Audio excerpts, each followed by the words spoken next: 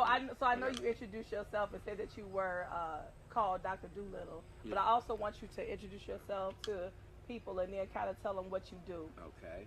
Okay, so my real name is David Nolan Hester, but everybody knows me either mainly by Dr. Greenhead. Okay. They're discovering about Dr. Doolittle too, because they see the animals always show up in my space, and I'm always able to, give them what they need to. And part of gardening is that you have to supply something for them too, a little bit away from your garden, so at least you have an opportunity for your garden to thrive and make a harvest while they eat on their own stuff. Right, so right. That's the connection between Doolittle and also being a plant person too. No, that makes all my sense. life, Yeah. all my entire life. So that all equals to becoming a steward of the earth. At the end of the day, you're responsible. God gave us responsibility and dominion over the animals and the plant kingdom and the human kingdom. So that's where stewardship comes into play. They try to always announce me as a what's the word they use? I keep on even forgetting it. What they call it? Garden somebody. Guru? Well, guru, definitely. Definitely the guru. Okay. Definitely the guru. Master gardener. Master gardener, That's yes. below me. Okay. That's below me. Oh, That's the only right. concern with teaching somebody how to do some gardening. I'm worldly. I'm worldly. So I always use the word stewardship because I'm taking care of everything. Yeah. The whole entire planet. I'm not just concerned with one little plot here. Right. And it's my job as a supporter and an educator to teach people how to do this so that what's coming, they'll be prepared for. Yeah. Because as we see already, the grocery stores, a strawberry almost costs $5. Yeah. And it's just for a handful. I just saw some kiwi that was like $8 for 4. And it's like, okay, so it's time that we really start to learn. Actually, it's a little late. So, yeah. It's a little late because I've been doing this with the farm here for 12 years. Pushing the issue, let's get ready. Yeah. We got to get ready because it's coming, Yeah. And it fell on deaf ears for some people, but some people got woken up, which is delightful in my lifetime because I've been waiting for this all my life. So that's why I'm aggressive. All that you hear me say, that's why it is, because I've been waiting a long time and hoping that I live to see this change. So tell us about the farm. Tell us what the name of the farm, how it started. Tell us about it. Okay. It's a long story. I'm going to try to make it brief. Okay. But my cousin Damien Forshe and myself, I worked for him as his exterminating company, which was called Ridall Extermination. Oh, okay. Okay, so we started right there and decided that as we were doing exterminations within the low-income community, all we were seeing was potato chips, Roman noodles, canned food. I didn't see a fruit nowhere, but I saw cereal everywhere. Yeah. And cereal has so much garbage in it now, particularly high fructose syrup, which is the #1 killer right now. Yeah. So anyway, so we started to see that, and it actually brought us both to tears, to be honest. And we said, we got to do something. So he was asking me, long story short, I had an uncle that passed away, and I was ready to move back to D.C. after being here. So he said, well, cuz, what do you do? And I said, you see what I do. I feed the community. I had a single-family house. I had a garden that was as big as this lot over here and this here, but it's only me. Yeah. So I would, I lived close to a school, and I had an injury in this arm. I got Dr. Greenhead, with this injury right here. And I was down with a spoon and a fork, still cultivating because I couldn't use anything heavier. Yeah. And the kids would laugh at me every day. They'd laugh, look at him, look at old school out there on his knees with a fork and a spoon. And I said, yeah, you just wait. Right. You just wait. Right. So probably maybe about a month later, everything is in bloom and growing and harvesting. They're the first ones coming back. Can I get one of them green tomatoes? Can I get same one down there with this spoon and a fork? So it just goes to show you, your hands were used, because I use my hands more than anything I do. Yeah. I may have some tools around here, but I really use my hands. I know you wanted to know how we got started. I keep jumping, but no, that's you're okay. part of it. Yeah. I have to explain the whole thing as it kind of goes. Yeah. But in using my hands, I realized that that's what God gave us. You use your hands. They gave you a thumb so you can cultivate if you have to. If you don't have a tool, You Yeah. can still do it. So he would say to me, you worked harder than 10 people. So that's why myself, when I'm in here doing something by myself and I see 6 people over there and y'all can't get it done, Right. come on now. You got Come some on. questions. Come You on. got some I questions. got some questions, and I'm in my 60s. What's the issue? What's the issue? Is it because I eat healthy? Is it because my mindset is different, which it is. But anyway, it was called Ridall Extermination, and then from that point, that's where Tim came into play because he was on a radio station with someone else, and then we decided that we wanted to treat the like insects, roaches, and bed bugs and all that sort of a more friendly way of getting rid of Right. it, as opposed to using a chemical. Yeah. So we went on the radio to start talking about plants and stuff that you can use to deter, like roaches. You can use bay leaves, peppermint for the mice. There's stuff that you can actually naturally use to instead of polluting the air. Yeah. 'Cause I stay on the page of I'm responsible for what goes on this earth, so I gotta always do my part. Yeah. And always say my part. Yeah. No, unapologetic at all, because Well, it's I just the have truth. gathered that. I figured that part out. I figured that part out in this first 10 minutes. Oh, first 10 minutes. I got it. Okay. Yes. He is not going to That's apologize why- for no. nothing. No, I waited a long Yes. time. I waited a very long time for what's happening today to No, happen. it's beautiful. I've Yeah. been waiting on it. Yeah. So the urgency has always been in me. So that's why I'm a stickler about. You got to know your material. I'll quiz you in a minute. Everybody knows that. I'll quiz you in a minute. No, I may have it's told you good. 20 seconds later, and I tell it back to you. What's that? Now what's Yeah.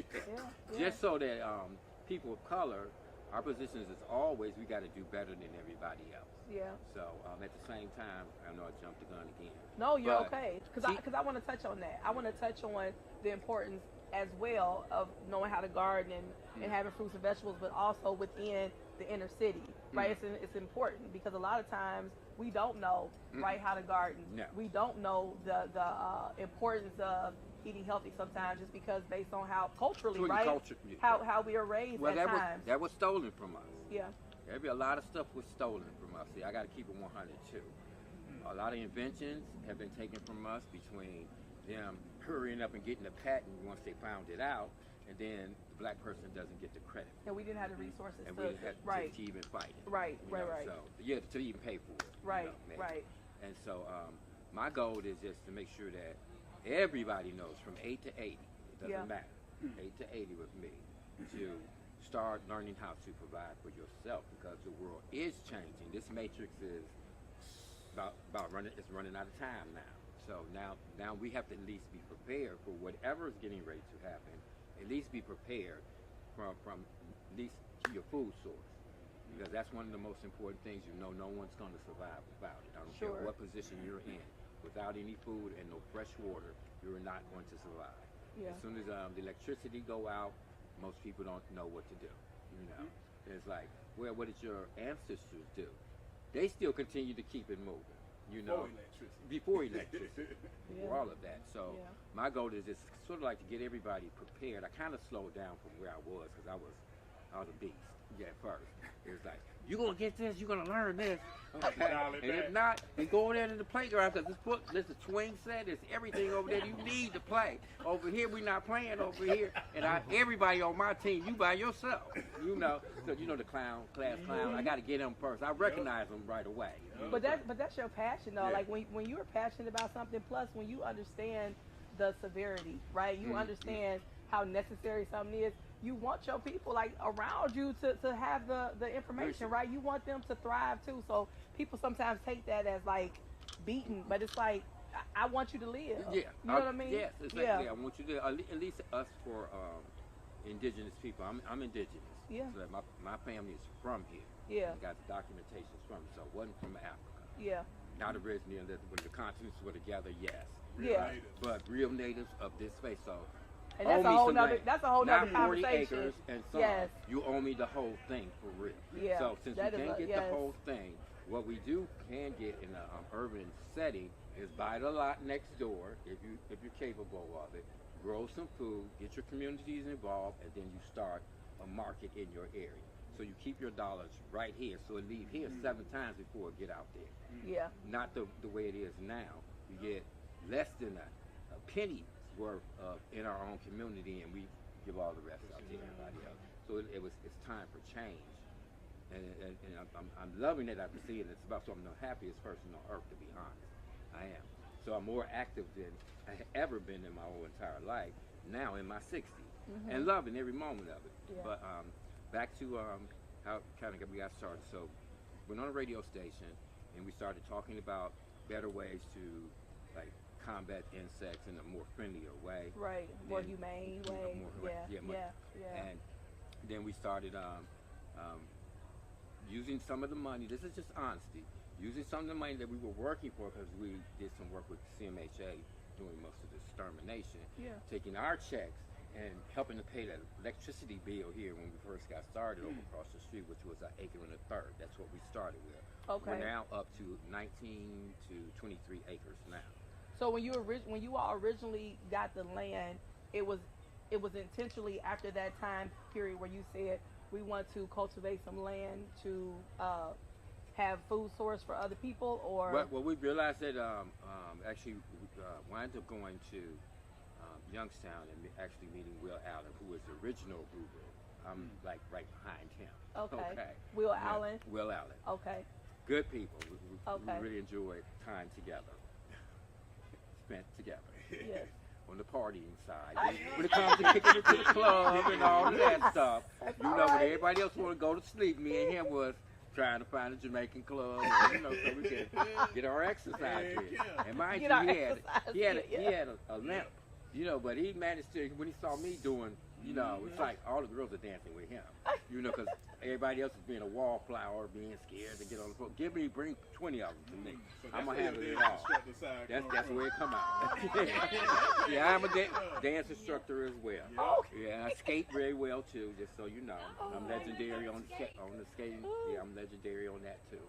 Okay. And so I lost my thought where I was going. That's okay. You were talking about how you went with Will Allen to Youngstown and met him to talk about. We met him at Youngstown, and he for like a little conference they were having there. Okay. On urban farming, and then we got introduced to him, and then he invited us to come to go there. He was in Wisconsin, where he was located. It's no longer. We're the ones now. Because it's no longer for various reasons. It crashed, and. To me, unfairly, the only difference between me and him is he did the farming aspect of it, or like urban farming. Anytime you can produce over 1,000 pounds of produce, you can go commercial.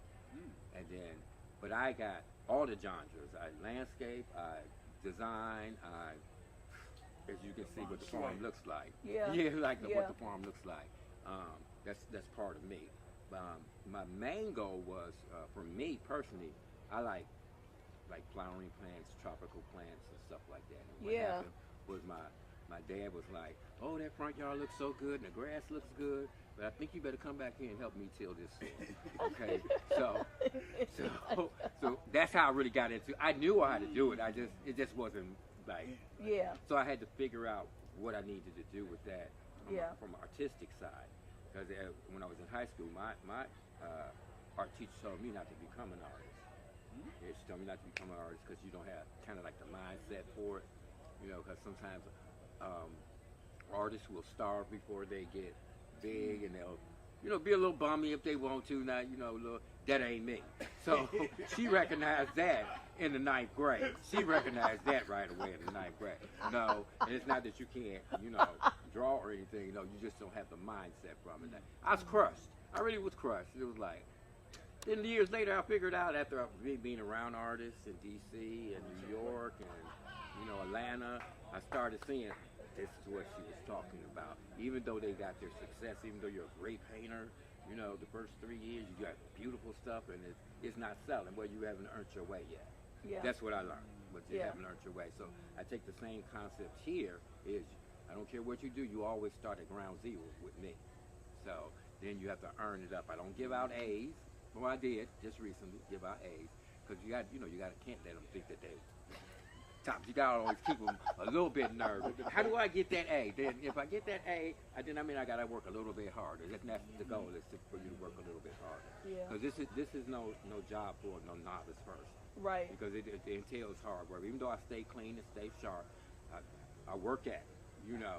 So I'm working delicately around here so I don't get as dirty, you know. So time for the yeah, balance, so, though. because we called ourselves eventually the urban rock stars. Oh. Yeah, you know. We always going to be popping and clean, you know, and still farming. No, Okay. no, that's You know, see, it's all about how you do it's about balance, right? About balance. We have so many different parts to us. Yeah, for sure. Okay, and so after that, I think I'm back caught up. We went to visit Will Allen, got in his class. He's only selecting 30 people out of all these people, and we came in with plenty of good game. And if y'all had got a chance to meet David, you wouldn't understand where I'm coming from, because we got sold in right then and there. He was doing the negotiation piece. I was doing the evaluation of the space. Okay, everybody playing their. We rolled up like Men in Black. We did. When we rolled up like Men in Black. We had we had first class when we were. Randy hooked it up. We had first class flying in. We had a limo waiting for us when we got there. Oh, the limo took us to there, and then when we got there, we all went our separate ways to start critiquing and do what we do. You know, and then working on the process of getting into this class. So I was one of the ones that they chose. He chose me right off the rip because he just saw it in me, you know. Because I was critiquing his place, and I didn't start out real good. It was like, this place looks like a dump. Hey, he getting millions of dollars. This place is a dump. But he only had 3 acres. Yeah. And he was trying to maximize his space, but he Yeah. wasn't utilizing the space well, is what I thought. It's because it just didn't, when you saw it, you was like, no. Our little acre is better than what we see right here, you know. And he had farm animals and chickens and goats and turkeys, and they're in close quarters. And then if you really know, you don't have animals that close to each other because disease can take place. So I kind of gently told him, you know, your goat is, something's wrong with your goat over there. I said, it's looking cross-eyed and it won't jump up on the, you know, because they like to jump on the table and it wasn't being active. So so it had a disease. That's where the Dr. Doolittle comes in, because I've always healed animals. Don't take them to the vet. I can give you something that it takes a little longer, but it's going to be more effective. Too. So he took heed to it, and then the next time we came, he said, thanks for letting me know that, because my staff hadn't been taking care of the animals like you're supposed to. Right. So from that point, we got back. We started searching for land. Couldn't find no land nowhere. We were going to do it in East Cleveland at first. I had the letter. I still have it. The letter of intention when Norton was the mayor there at the time. It was a letter of intention. So we was going to be the first ones to help beautify East Cleveland. That was where this farm was supposed to be. Okay. But they didn't honor it. What was the reason? I'm just curious. Well, how many mayors has East Cleveland had in the last 6 years? Maybe almost like, I'm gonna give it 8. Okay. How many mayors have they had? Anybody know? 8. Might as well be. And you know what East Cleveland looks like. Yes. So there's your answer. Okay. There's somewhere along the way somebody manipulated some money around. So that's a third world. Yeah. Even though I live in the East Cleveland area, and they're just starting to kind of do something. You know, like with the infrastructure, like the roads and everything like that. Finally, because I done tore my car up, I done had $1,200 worth of damage just the chuck hole trying to get to my house. So you wanted to bring the land to where you were living, into your community? Eventually. Eventually. Or wherever we could get, or whatever we could get. So that when we start being commercial, that's when you start to make your money, and then you start being recognized as, you know, you get recognition for that. And then you have services that can tie into your funding. That's where all of that comes in.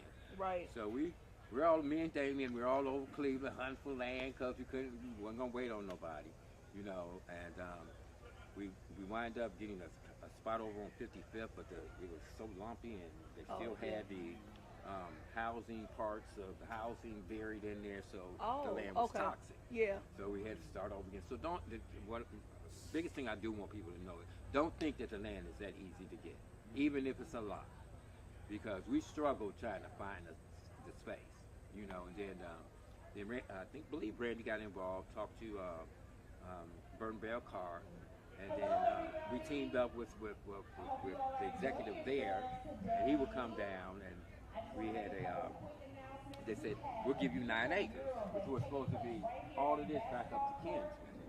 But they wind up giving it to Ohio Extension and put us back here where the trash was. All the trash was over here and over across the street. What's Ohio Extension? I'm just curious. That's part of Ohio State University, the agriculture program. Oh, okay. So all the little mini gardens you see, like I forgot what they call it, multicultural gardens that they give you funding for. Like community gardens. Community gardens like that. Yep. Yeah, Okay. that type of thing. So the gentleman he eventually said they traded us for that, which was we didn't even know it was a road back then. That's how overgrown the whole works were. So when we realized it was a road back there, we said, "Oh, jackpot!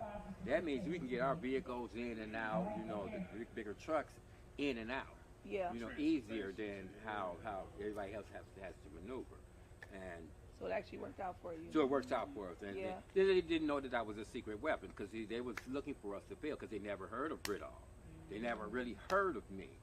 They never heard of me. I was telling Damien, don't worry about this. He said, what we're going to do? I said, what we're going to do is go watch this. We're going to fix this. I know that's Start right. cleaning up, finding out what's here.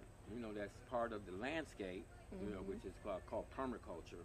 It's when you keep it the way that it is, and then you may add some logs to stop the erosion from coming down, and it can be turned into a bed with flowers and plants that are native to the area. That's permaculture. And then we go from there to actually a build out. Well, me and him, he said, you do the build out. And so how you see the farm looking, I did it on paper first before the architect got it, and before we went to see Will Allen. Then when we got there, we kind of duplicated and dressed it up, and they say, this is 45 minutes class. What are you all doing done in 5 minutes? Y'all got the business plan. Y'all got the drawings out and everything. And they say, I'm gonna have to separate you two. Okay, we thinking all alike. On the same page. So it was relatively easy. So they separated us, and I went to go and look at other people's, what they were doing, and kind of making suggestions. Don't make it so difficult. They just draw it out. Do some measurements, decide what you want to do, like the business plan, where your goals in 5 years, all the questions that they're going to ask you, and all the legal stuff that you need to know. Do you own the land? All of those things, which is one of the classes that we teach here, which is ag business. Oh, so you have classes here too? Yeah, we have a 5-month course, which I'm one of the main instructors, where we teach ag business, and we teach aquaponics. That's are you familiar with aquaponics? Yes. Okay, tell me what it is. Aquaponics is when you deal with need some help. Elevation and help them. Y'all done been over there enough to be able to help her. You put the nutrients in the water. The nutrients gonna come from the water, from the fish, and then the nutrients are going to give the plants the nutrients from the water that the fish is. See, my mind was going somewhere else. It's supplying nutrients to the plants, basically. She's got a part, so I'm gonna explain it real quick. Because my brain was going somewhere else. She's in the right spot right there. You thinking about hydroponics. Oh, I was thinking hydro. Okay. Hydroponics. Yes. Big Yes. difference. I'm Big not a difference. fan of hydroponics because there's no soil involved. Okay. And they're using liquid nutrients, and that means that was man-made, which means it's subject to mistake. With God, there's no mistakes. Right. So if you do it the way it's supposed to be done, it'll come out right. Well, school me. All right, go ahead. So you master teacher above master teacher. Guru. Yes. Guru.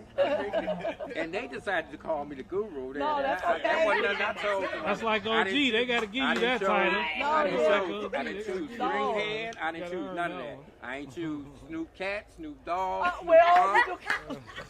I ain't choose none of that. Everybody else put that on me. Yes. But I embrace it. But I'm going to say receive it, but you receive it. I Yes. receive it. If it's going to get the mission taken care of, short story. So what's the correct definition of aquaponics?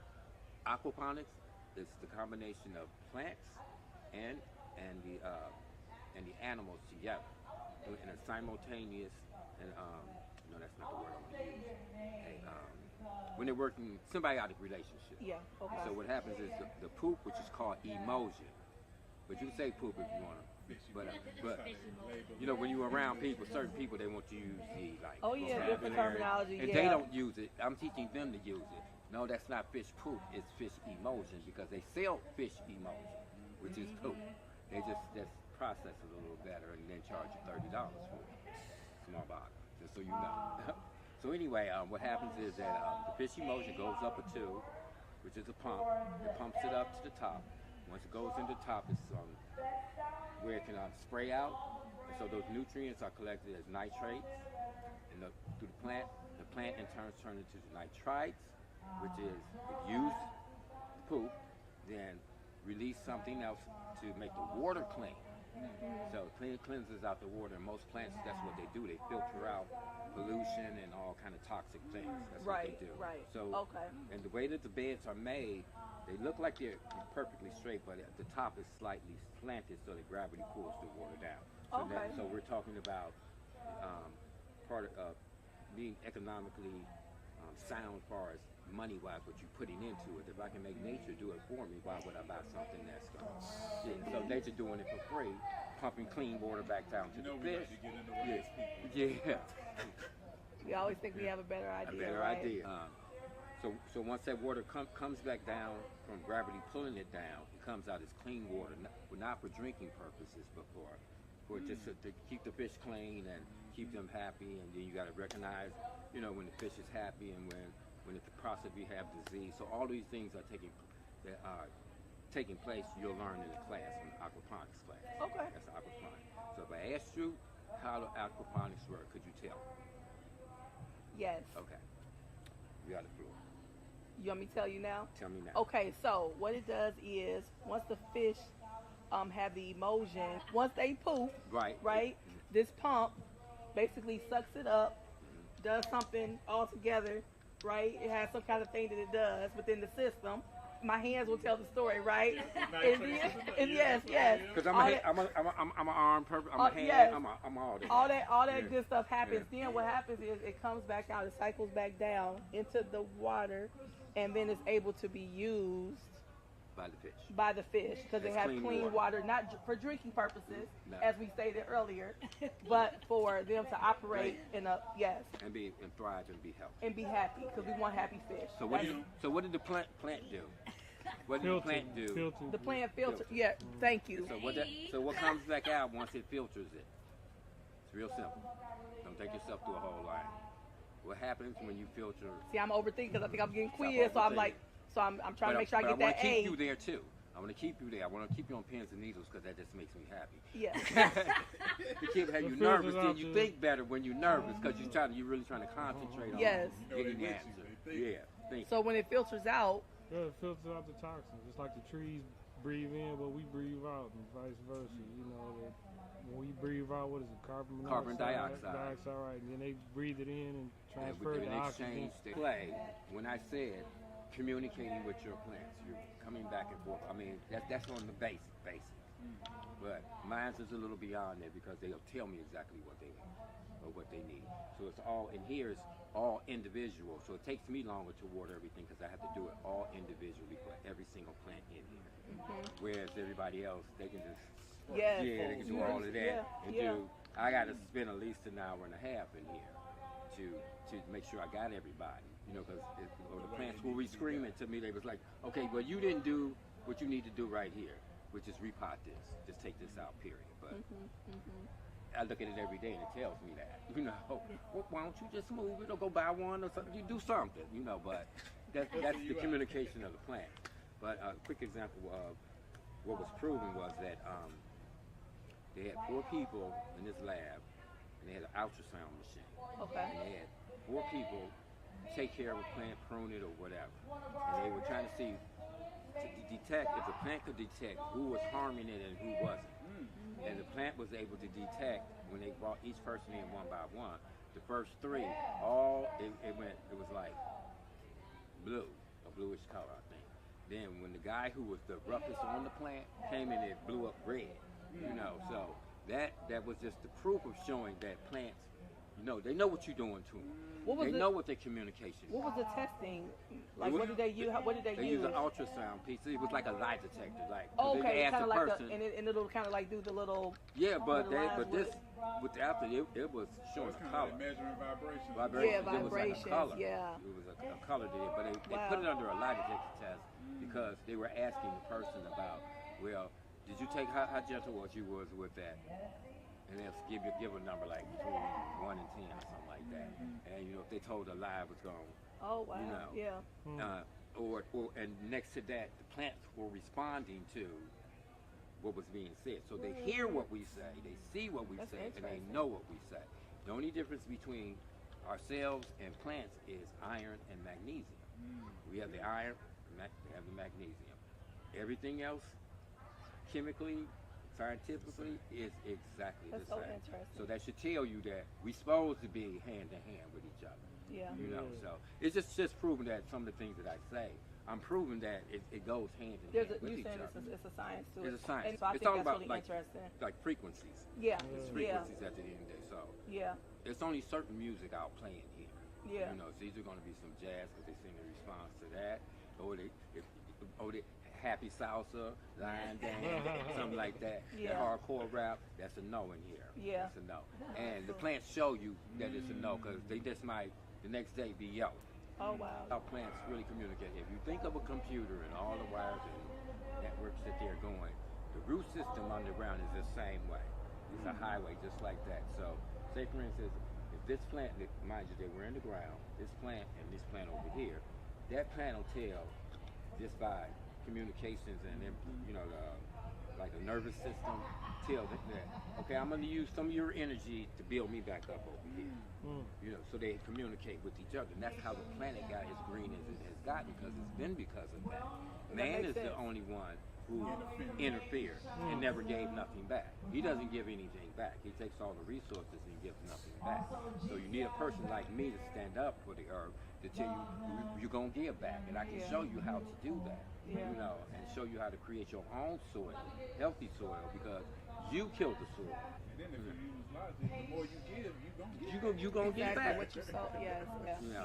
yeah. So, like in the 1930s, the scientists were really trying to tell government that you're not rotating your crops, you're overworking the soil, planting the same thing every time, and so there's so much erosion going on that you're depleting the soil. So we're talking about the 30s. So anything that's now, it's still depleted. People be thinking they got healthy food. That soil ain't nothing. It's not good if you're not making no compost and growing it monitoring the compost yourself. You're not gonna have nutritiously dense food. Yeah. You're gonna have it look pretty, but it's empty calories and empty nutrients in it. And you need minerals. Minerals is the key. Minerals take all of the food that you eat and take it where it's supposed to go. If you don't have minerals in the soil, or you don't have a mineral of some sort to get into your body, you're never using the food that you did. You're just either going to gain weight, or you're going to defecate it out, or urinate. Your body's not using. So, and that's that's in the 1930s up until today. Still, so people. That's why we're not healthy and not living as long. Right. And this area was and productive lives. And productive some people live and it's not living, right? Right. They're just zombies. Yeah. They're zombies. They're just walking around here with no purpose. So I want to ask you really quick because I just really want to because part of this I really want to touch on the importance of having resources like this within different communities. Because oftentimes, you know, especially for some people, the only time they see stuff like this is if you go way out somewhere, right? And you have to like drive down these like long roads and go out to the rural communities. And then also, some people don't know that Black and brown communities do this a lot. Like this is our part of our culture and our history. Culture. Yes. So why was it so important to have it here and like where people could get it and be able to get to it? That's the point, I guess. Well, fortunately we got this space after hunting for it, and then making a connection with the land bank to get what originally was 9 acres that were turned into just 1 1/3 acres. Yeah. And so, like I said, I think the whole idea is like, well, let's shut them up and get them some land, and let's see what they do. Yeah.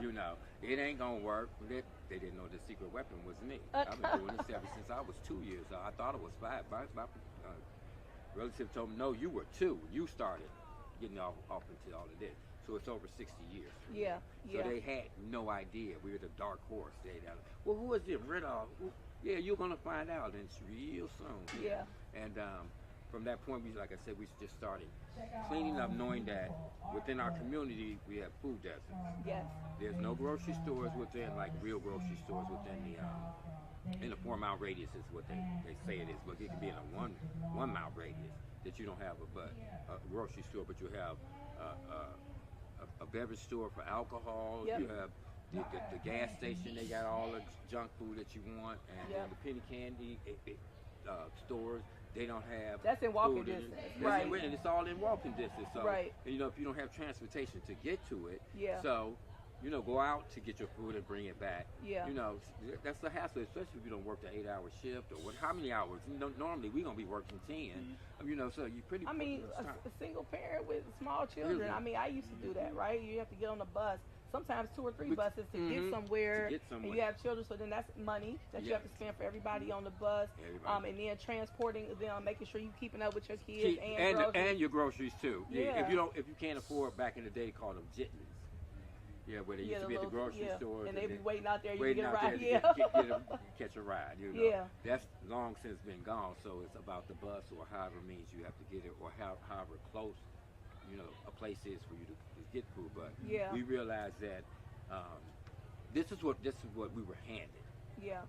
Out of choice. It could have been somewhere else, but this is where we got it. So obviously it was God sent, and we always believe that when me and Damien start having a conversation about a farm, that it's got to be divinely led. Yeah. And this is new to everybody. So everybody, because they didn't even have a law in place down at City Hall to how they even do this urban farm piece. So that urban farm piece is based upon what we have told them and showed them. So what year did you all establish this? This was in 2011. February of 2011. And that was when it first, wow, that's not that long ago. Not that long ago. So, wow, okay. And we have been on the rise because this is an innovation zone, so we have to be ahead of the game. Constantly growing and evolving, doing different things to generate an income coming in. So we have at least 18 entities bringing money in here besides growing food. Yeah. So how's the response been from the community, like when you all first started till? Oh, tremendous. Tremendous. Because we had break-ins at first, and it was kids breaking in. And some adults breaking in.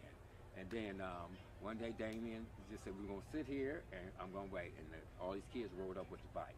It's in our video, actually. We have a documentary called Soul Brothers. It's going to be coming out. It's been in the making for probably like 3 or 4 years now. Oh, okay. But it's still kind of wrapping it up now. I was about but to say, I'm about to try to look it up right now. It will tell you the story. And the kids, they pulled up and he asked, could he talk to them? And they looking like what you want? These Garden Valley kids, and King Kennedy kids. So they up for the challenge or whatever. Dark Valley's okay. Explain it to me a little bit. I mean, I kind of get the gist, but I'm not from here, so. Okay, just say the project area and the project attitude, because it's all about survival. I don't charge them anything. It's all about survival, because your mindset changes when you're on survival mode. Yes. So yes.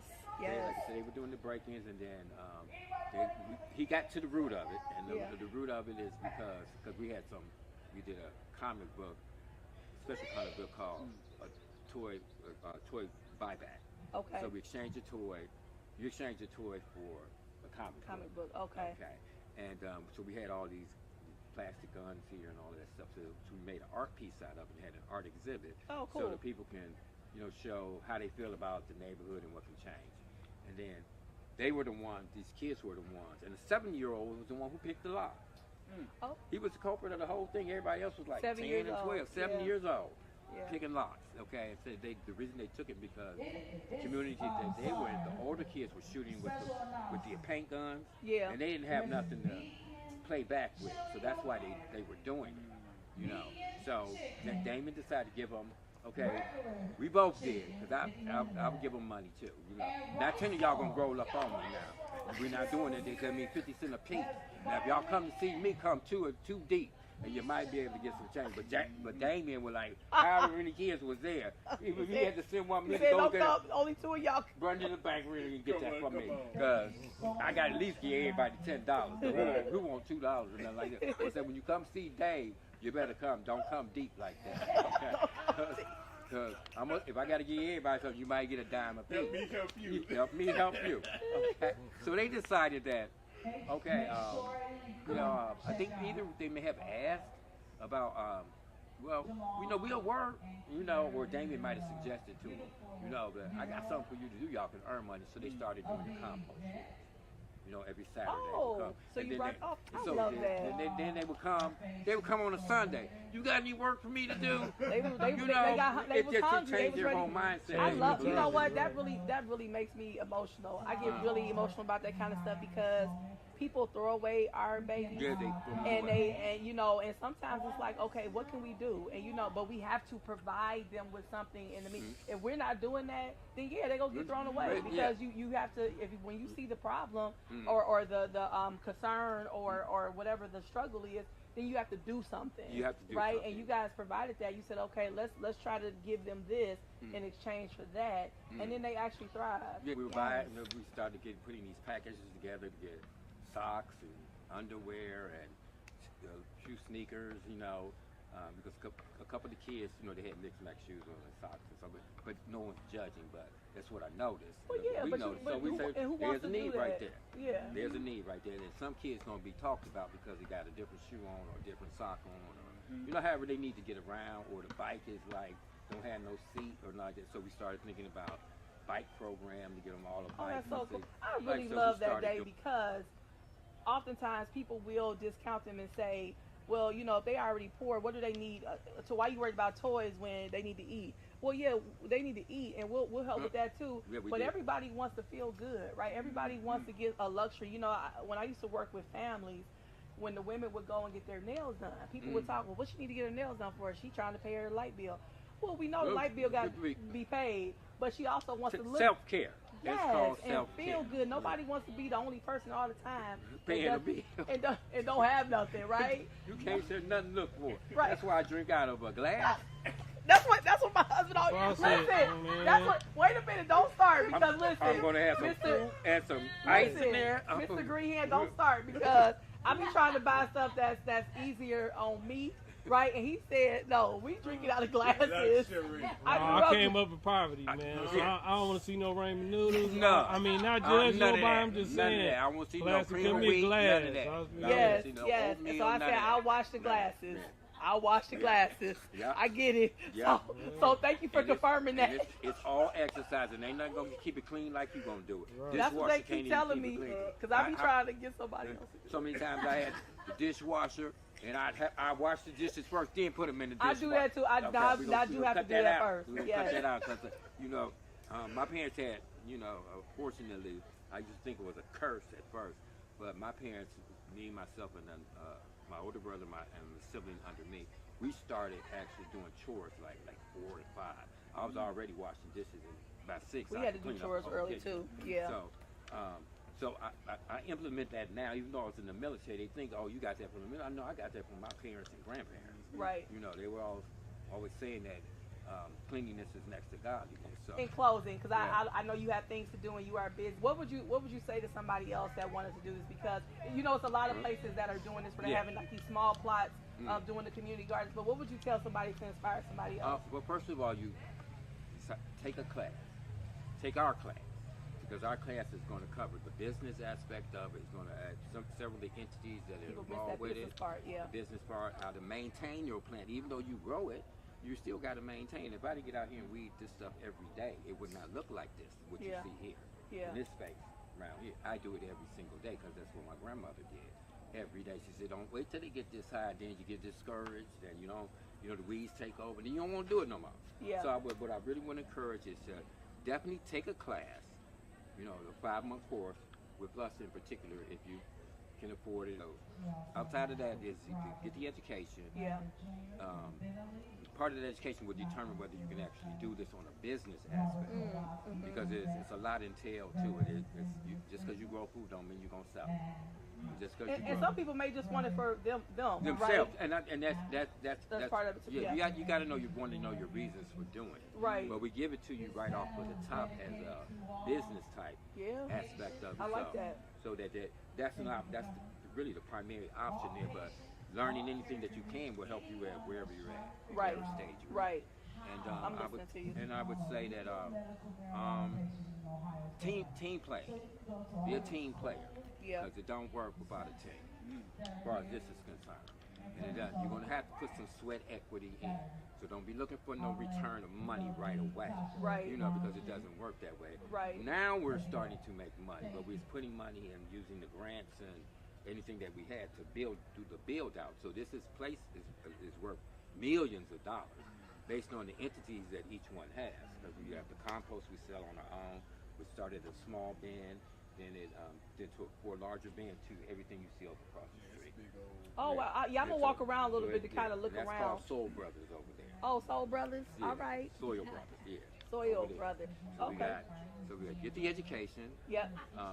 Find out what you really, if you can really do this. And if you really want to, right? Right, you might find out, And to also provide a service within the community to teach the community that here's people look just like you, done succeeded all the way from the moment that they began. Right. Even through COVID, we didn't miss a beat. We were still open and growing. Yeah. You know, even to this day, we still got things that are going to be taking new buildings going up, and we have a tree farm, nursery. Because how many acres again? It's anywhere between 19 and 23. Okay. It depends on which way you want to look. Okay. Because I always add 23 on it because it just sounds better. I know. You know. Hey, Next I know time right. it might like be 25 that. just because I like I like odd numbers. 23, 25, 3, 5, 9. I know that's right. I like them kind of numbers, you know. So, but in all honesty, it's between 19 and 23 is where about that many acres it is. It's always good to understand origin stories, right? And passion-led stories, so people understand what brought you here. You didn't just get up and say, "Oh, I'm gonna just do this." No. It was a lot, and it also shows people that when you really want something, you got to work for that thing. You do. Like you have to really. It's not as easy as people always see the results, right, and the product. They don't understand what goes on in the background. So we've all had our challenges along the way, and that's something that was discussed.